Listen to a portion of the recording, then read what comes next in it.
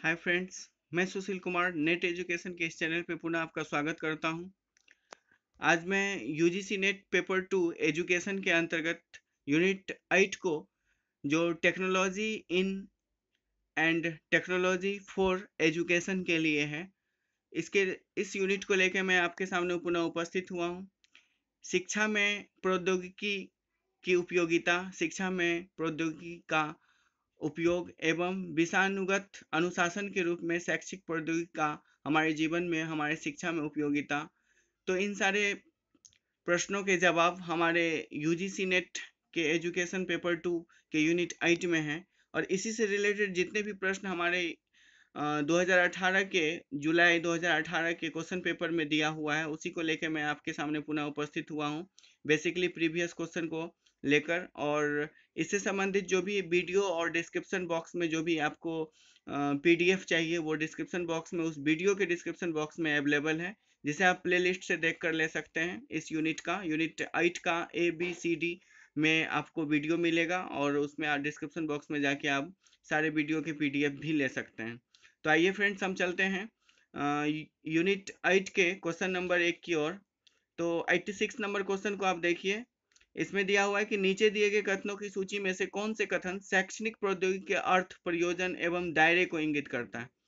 मतलब कौन से कथन जो है, कौन से स्टेटमेंट जो है, वो एजुकेशनल टेक्नोलॉजी के मीनिंग को, उसके प्रयोजन को और उसके दायरे, लिमिटेशन को इंडिकेट करता है।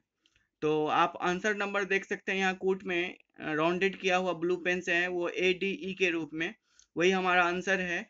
तो हम आंसर की ही बात करते हैं, फिर और क्वेश्चन की पॉइंट्स की बात करेंगे। तो शैक्षणिक प्रौद्योगिकी जो है वो अधिगम परिणामों को बेहतर बनाती है, यह राइट आंसर है। दूसरा है कि शैक्षणिक प्रौद्योगिकी अधिगम परिणामों के प्रभावकारिता को सुनिश्चित करती है, ये भी राइट आंसर है, डी। और ई है हमारा कि शिक्षण अधिगम प्रणाली को प्रभावी बनाने में शैक्षणिक प्रौद्योगिकी की महत्वपूर्ण भूमिका होती है। तो इस तरह से हमारा आंसर ADE है। अब हम दूसरे पॉइंट्स की बात करते हैं जो आंसर नहीं है। तो आप देख सकते हैं यहाँ पर कि ऑप्शन नंबर बी जो है, शैक्षणिक प्रौद्योगिकी शिक्षा को लागत को कम करती है। यह जरूरी, शिक्षा का जो लागत है, उसमें कहीं ना कहीं अगर छोटा सा भी इंस्ट्रूमेंट आएगा तो कोई ना कोई लागत लगेगा, ना कि कम होगा। नेक्स्ट है हमारा सी, शैक्षणिक प्रौद्योगिकी प्रयोक्ता अनुकूल होती है। प्रयोक्ता मतलब जो उसके यूज करने वाले हैं, उपयोगी है, उसके अनुकूल होती है। शैक्षणिक प्रौद्योगिकी जो है वो प्रयोक्ता के अनुकूल होती है। यह जरूरी नहीं, वो अपनी जो भी शैक्षणिक प्रौद्योगिकी होता है, जो ITC के रूप में आप जैसे लैपटॉप, कंप्यूटर या वीडियो, अभी जैसे आप एक वीडियो देख रहे हैं, हमारा वीडियो, यह एक प्रकार का शैक्षणिक प्रौद्योगिकी का एक स्वरूप है। तो क्या आपके अनुकूल वीडियो बना हुआ है या हमारे अनुकूल बना हुआ है? हाँ, आपकी जरूरत आवश्यकताओं की पूर्ति के लिए जरूर बना है, बट हमारे अनुकूल बनी हुई है। हम जैसे इसको बनाए हैं उस रूप में बनी हुई है। तो कहीं ना कहीं शैक्षणिक प्रौद्योगिकी प्रयोक्ता के अनुकूल होती है, ये बातें स्पष्ट रूप से सही नहीं है। और हम एफ की बात करते हैं, तो शैक्षणिक प्रौद्योगिकी संचार नेटवर्क का परिणाम है। नो, संचार नेटवर्क का परिणाम शैक्षणिक प्रौद्योगिकी नहीं है, बल्कि शैक्षणिक प्रौद्योगिकी शिक्षा में बेहतर कल या इनोग्रेशन या शिक्षा में डेवलपमेंट या न्यू मॉडिफिकेशन का परिणाम है शैक्षणिक प्रौद्योगिकी। तो इसको हम कह सकते हैं ये शिक्षा के सुधार को इंडिकेट करता है, न कि संचार के नेटवर्क को इंडिकेट करता है। तो इस तरह से हमारा आंसर ADE के रूप में जाता है। नेक्स्ट क्वेश्चन आप देख सकते हैं, इसी क्वेश्चन को आप यहाँ देख सकते हैं। दूसरा क्वेश्चन है हमारे पास, जो सूची 1 और सूची 2 के रूप में क्वेश्चन दिया हुआ है, विशिष्ट साधन के रूप में और अभिक्रम विकास के चरण के रूप में। तो यहाँ आप देख सकते हैं, नेक्स्ट क्वेश्चन है हमारे पास। तो इसमें आप देख सकते हैं कि व्यवहार संबंधी उद्देश्यों का लेखन है। जो व्यवहार होता है हमारा, उससे संबंधित जो उद्देश्य है उसका लेखन है। तो इसके लिए प्रस्तावना रूपरेखा तैयार करना होता है, मतलब प्रस्तावना स्वरूप एक रूपरेखा तैयार होती है। दूसरा क्वेश्चन है हमारा प्राथमिक लेपन जो है वो विशिष्ट साधन के रूप में प्राथमिक लेपन। तो यह एक प्रकार का अनुबोधन प्रत्याहरण के दौरान होता है। यह अनुबोध मतलब जब हम किसी चीज का बोध कर रहे होते हैं तो उसके दौरान इसको हम यूज करते हैं। सी है हमारा अनुबोधन करना, मतलब नाउन करना, जानना। तो इसके लिए आप अभिक्रम विकास से पूर्व की बातों को समझने की कोशिश करेंगे। जो भी हमारे पास एक पूर्व की अवधारणा है उसको जानने की कोशिश करेंगे। और डी है हमारा परीक्षण करना, अर्थात जानना, समझना। तो परीक्षण करने को हम छोटे समूहों के अभ्यास के दौरान इसे तोड़ तोड़ कर हम परीक्षण के रूप में कर सकते हैं। तो टोटली इसका आंसर 3 दिया हुआ है, जो कूट 3 का राउंडेड किया हुआ है, तो 3 ही इसका आंसर होगा। नेक्स्ट क्वेश्चन आप देख सकते हैं यूनिट 1 से ही, यूनिट 8 से ही। तो यूनिट 8 के और भी सारे क्वेश्चन है, यहाँ आप देख सकते हैं फ्रेंड्स। यूनिट 8 में जो क्वेश्चन है, निम्नलिखित में से किस संचार प्रतिमान में संदेशों के संकेतन में विसंकेतन की सबसे अधिक संभावना होती है। मतलब जब हम संकेत को भेजते हैं, संदेश को भेजते हैं, तो उसके इंडिकेशन में गड़बड़ी या विसंकेतन होने की पॉसिबिलिटी कब होती है। तो जब क्या अधिकर्मकर्ता भागीदारी पर आधारित अंतरराष्ट्रीय प्रतिमान में होती है, या सूचना एवं प्रौद्योगिकी सहायता के उपयोग पर आधारित दूरस्थ अधिगम प्रतिमान में होती है, या शिक्षक द्वारा चलाए जाने वाले चर्चा सह प्रख्यान सत्र प्रतिमान में होती है, या सहयोगात्मक परियोजनाओं पर आधारित क्रियान्वित प्रतिमान में होती है। तो फ्रेंड्स, जब टीचर पढ़ा रहे होते हैं तो जरूरी नहीं कि सभी स्टूडेंट जो उसी रूप में समझ रहे हो जिस रूप में शिक्षक पढ़ा रहे हैं। तो कहीं ना कहीं शिक्षक द्वारा चलाए जाने वाले जो चर्या है, पाठचर्या पढ़ाने की जो तकनीक है, उसमें व्याख्यान में कहीं ना कहीं विसंकेतन आता है कि संकेत शिक्षक किसी और दृष्टिकोण से कर रहे हैं और स्टूडेंट किसी और दृष्टिकोण से समझ रहे हैं। तो ये हमारा जो है पॉइंट, यहाँ पे आप इसको शिक्षक द्वारा चलाए जाने वाले चर्चा सह व्याख्यान प्रतिमान को समझिएगा। नेक्स्ट क्वेश्चन आप यहाँ देख सकते हैं कि शिक्षण के प्रति प्रतिमान के माध्यम में पूर्वाप्रय सन्निकटतम सिद्धांत का सबसे अधिक उपयोग अनुभव सिद्ध रूप से प्रदर्शित होता है, कहाँ होता है। तो इसके लिए आप यहाँ देख सकते हैं आंसर, शिक्षण के किस प्रतिमान, मतलब कैसा शिक्षण में पूर्वाप्राय सन्निकटतम सिद्धांत, मतलब पूर्व से उसके दिमाग में, बच्चों के दिमाग में चल रहे हैं कुछ ऐसे सिद्धांत जो इसी के अनुरूप होता है, उसका अनुभव सिद्ध रूप से प्रदर्शित होता है। कब?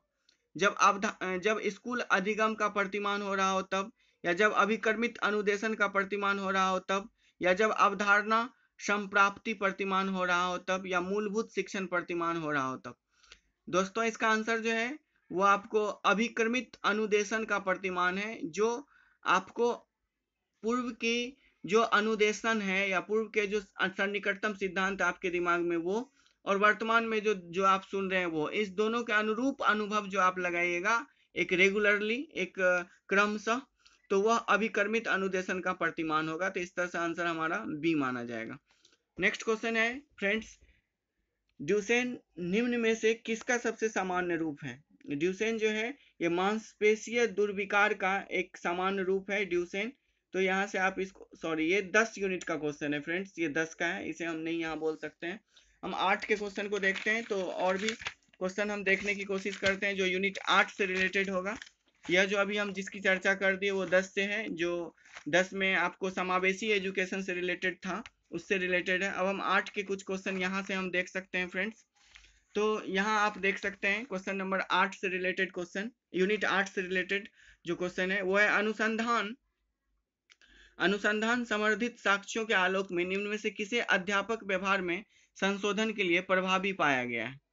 तो किसे प्रभावी पाया गया है? कक्षा में अध्यापन व्यवहार हेतु अंतःक्रिया विश्लेषण प्रक्रिया, कक्षा में जो अंतःक्रिया विश्लेषण होता है उसे ही सबसे ज्यादा प्रभावी माना गया है। तो कक्षा के अध्यापन व्यवहार हेतु अंतःक्रिया विश्लेषण जो है वह अनुसंधान समर्थित साक्ष्यों के आलोक में अध्यापक व्यवहार में संशोधन के लिए प्रभावी माना गया है।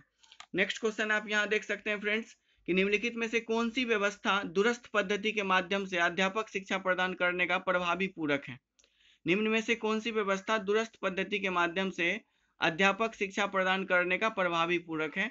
वो है वृहत मुक्त ऑनलाइन पाठ्यक्रम, अर्थात MOOC। यह आपको अध्यापक शिक्षा प्रदान करने का एक प्रभावी पूरक, क्योंकि अध्यापक कहीं ना कहीं पढ़ा रहे होते हैं और उसे जब पढ़ना होता है, उनका जो अपना स्किल डेवलपमेंट करना होता है, तो वो ऑनलाइन पाठ्यक्रम अगर उनको प्राप्त होता है तो वो ज़्यादा उनके लिए उपयोगी माना जाएगा। नेक्स्ट और लास्ट क्वेश्चन देखते हैं यूनिट 8 से फ्रेंड्स। ये है हमारा, निम्नलिखित में से कौन सा कथन है जो व्यवसाय के रूप में अध्यापन को परिभाषित करता है। तो ये है आपका ABD। यहाँ आप देख सकते हैं, अध्यापन व्यवसाय में जो है ज्ञान संगठित रूप में होता है, और बी जो है आपका अध्यापन व्यवसाय में कई दृष्टिकोण अंतर्निहित होता है, और डी है अध्यापन व्यवसाय की अपनी नैतिक आचार संहिता होती है। तो डी, तो इस तरह से ABD इसका राइट आंसर है जो 3 में दिया हुआ है, बट सी आंसर नहीं है, जो कि अध्यापक प्रशिक्षण कार्यक्रम की अवधि व्यावसायिक पूर्वेक्षा नहीं होती है, पूर्वापेक्षा नहीं होती है, अर्थात यह प्रशिक्षण कार्यक्रम की अवधि के व्यवसायगत रूप से नहीं होती। यह कहीं ना कहीं एक बिजनेस प्रोफेशनल जो था हमारा प्रोफेशनलिज्म, उससे भी रिलेटेड लगता है ये प्रश्न, बट इसको हमने यूनिट 8 के अंतर्गत रखा है। मे बी ये प्रोफेशनलिज्म से भी रिलेटेड हो सकता है, बट इसमें व्यवसाय और की बात है, इसलिए जहाँ पर अध्यापन और की बात है और तकनीक की बात है, तो यह शिक्षा को नई तकनीक के द्वारा जो बतलाया गया है, तो इसे भी इस संदर्भ में हम इसे यूनिट 8 में ले लिए हैं। तो फ्रेंड्स, इस तरह से हमारे पास जो भी क्वेश्चन हमको मिला 2018 के जुलाई से, उसको हमने आपके सामने रखा है। फ्रेंड्स, आपको आशा है कि आपको समझने में या इस प्रश्नों के आधार पर आपको यह यूनिट डिसाइड करने में, समझने में, या किस यूनिट से किस प्रकार के प्रश्न पूछे जा रहे हैं, ये समझने आपको आसानी होती होगी। और आप इस तरह से बहुत सारे सेटों का अध्ययन कीजिए और कंटिन्यू हमारे चैनल पर बने रहिए। तब तक के लिए धन्यवाद friends. Thank you for watching my video.